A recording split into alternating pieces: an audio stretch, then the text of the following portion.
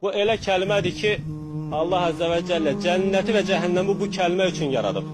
Cənnət əhlini və cəhənnəm əhlini ayıran yeganə şey bu kəlmədir. Bu elə bir şərəfli kəlmədir ki, qul yerləri və göyləri bürüyəcək qədər günah işləsə, ancaq Allah Azze ve Celle bu kəlmə ilə qovuşsa, Allah Azze ve Celle onun bütün günahlarını silir. Bu elə bir kəlmədir ki, qul günahlardan çəkinmiş olsa belə, hətta kiçik günahlardan çəkinmiş olsa belə, ancaq bu kəlmənin tələblərini yerinə yetirməsə, onun bu ibadətləri, onun gecə gündüz Rəbbinə yalvarması, ibadət etməsi ona heç bir fayda vermir.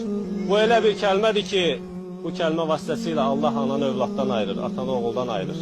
Bu kəlmə o kəlmədir ki, Əbu Bəkir radiyallahu anh Uhud savaşında deyir ki, ey Allahın Rəsulü, izin ver ki, oğlumu öldürün qarşı tərəfdə olan. Allah Azze ve Celle buyurur ki, göylər və yerlər onların arasında olan hər bir şey tərəzin bir gözünə, La ilahe illallah kəlməsi başqa bir gözünə qoyulsa, La ilahe illallah kəlməsi ona ağır basar.